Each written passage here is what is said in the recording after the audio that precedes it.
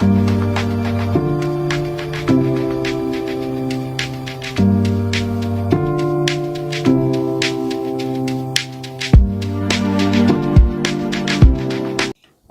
আলাইকুম। কথা বলছি আমি ডাক্তার এস জাহিদ মাহমুদ খান। কাজ করছি ল্যাবিট কার্ডিয়াক হসপিটাল ধানমন্ডিতে এবং সহকারী অধ্যাপক কার্ডিওলজি বিভাগ, জাতীয় হৃদরোগ ইনস্টিটিউটে। আজকে আমরা কথা বলবো এই প্রচণ্ড রোদের ফলে, প্রচণ্ড গরমের ফলে কি কি হতে পারে। এই প্রচণ্ড গরমের ফলে আমাদের heat oedema, heat cramp, heat syncope, heat exhaustion এবং লাস্টলি হিট স্ট্রোক, এই 5টি জিনিস কিন্তু হতে পারে। আমরা একে একে আলাপ করব এগুলোর উপসর্গ কি, কেন হয়, এর প্রতিকার কি এবং প্রতিরোধের উপায় কি।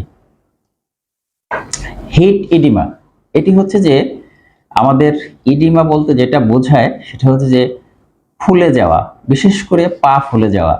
যদি আমরা অনেকক্ষণ ধরে বারবার কিছুদিন ধরে এরকম রোদে, প্রচণ্ড রোদে অবস্থান করি, তাহলে দেখা যাবে যে আমাদের শরীরে বা পায়ে একটু পানি আসতে পারে। এটি কিন্তু, এই পানি আসাটা কিন্তু অন্য কোনো কারণে নয়, রোদের কারণে, প্রচণ্ড তাপের কারণে পানি আসা।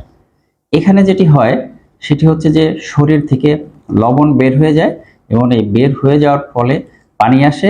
এটাকে রেস্ট নিয়ে ধীরে ধীরে বারবার রোদ্রে না থেকে একটু ছায়ায় থেকে যদি কাজ করা যায় তাহলে কিন্তু এই পায়ে ফোলাটা কমে যাবে।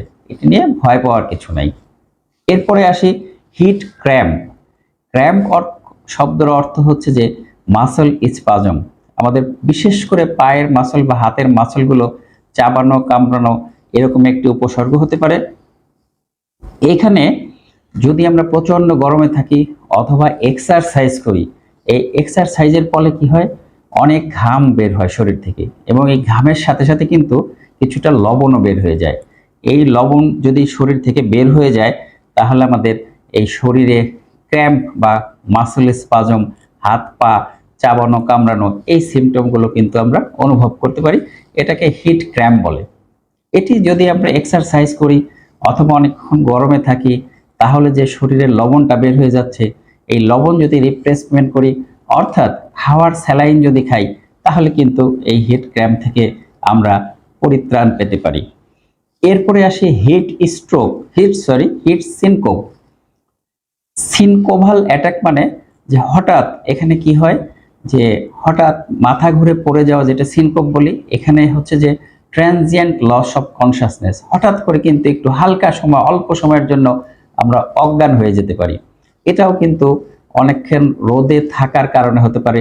প্রচণ্ড তাপদেহ যদি লাগে, প্রচণ্ড রোদে আমরা অনেকক্ষণ সময় ধরে থাকি, তাহলে আমাদের যদি ডিহাইড্রেশন হয়, পানি শূন্যতা হয়, বিশেষ করে যারা হার্টের রোগী, যাদের ইসকেমিক হার্ট ডিজিজ, রক্তনালীতে ব্লক আছে, অথবা হার্ট ফেলিওর রোগী যারা ডাইউরেটিক্স মানে পানি কমার শরীরের সে সমস্ত ওষুধ খেয়ে থাকেন, তাদের কিন্তু এটি হওয়ার বেশি সম্ভাবনা। এখানে আমাদের যেটা করতে হবে, অনেকক্ষণ রোদে থাকা যাবে না এবং যদি আমরা সেটা থাকি কিছুক্ষণ পর সেখান থেকে রিমুভ করে সেই জায়গা থেকে চলে আসতে হবে। আমরা এটাকে খাওয়ার স্যালাইন যদি খাই বেশি করে, তাহলে এই রিপ্লেসমেন্ট করি, তাহলে কিন্তু আমাদের এই হিট সিনকোপ থেকে আমরা পরিত্রাণ পেতে পারি। এরপরে আসি আমরা হিট এক্সজশন।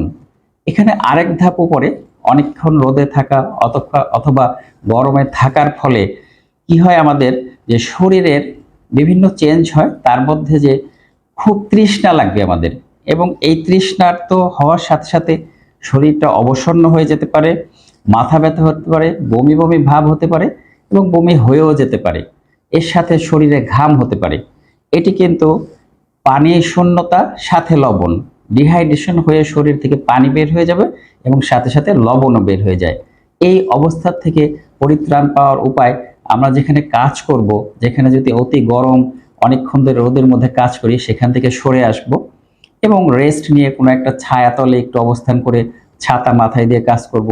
এবং এই অবস্থান হলে আমরা কিন্তু তার রিপ্লেসমেন্ট হিসেবে খাবার স্যালাইন খাবো এবং যদি খুব খারাপ হয়ে যায় তাহলে আমাদের শরীরে স্যালাইন দেওয়াও লাগতে পারে।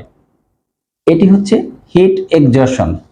এর পরের ধাপে, যেটা নাকি খুবই তীব্রতর, অনেক সময় এই অবস্থানটাকে বলে আমরা হিট স্ট্রোক, যেখানে নাকি 30% ডেথ হওয়ার সম্ভাবনা থাকে। আমরা এটি আরেকটি পর্বে ভাগ করেছি, সেখানে আমরা বলবো। অতএব প্রিয় দর্শক শ্রোতা, এই তাপদেহ বা গরমের মধ্যে আপনারা সবাই যখন কাজ করবেন খেয়াল রাখবেন এই সিমটমগুলো যদি হয় সেখান থেকে আপনারা সরে আসবেন, খাওয়ার স্যালাইন খাবেন, ছাতা ব্যবহার করবেন এবং এই সমস্যাগুলো হতে হতে হলে তাড়াতাড়ি তার তার সমাধানের চেষ্টা করবেন। আপনারা এই গরমে সবাই ভালো থাকুন, সুস্থ থাকুন। আপনার এই সিমটমগুলো না হয় সেদিকে খেয়াল রাখবেন।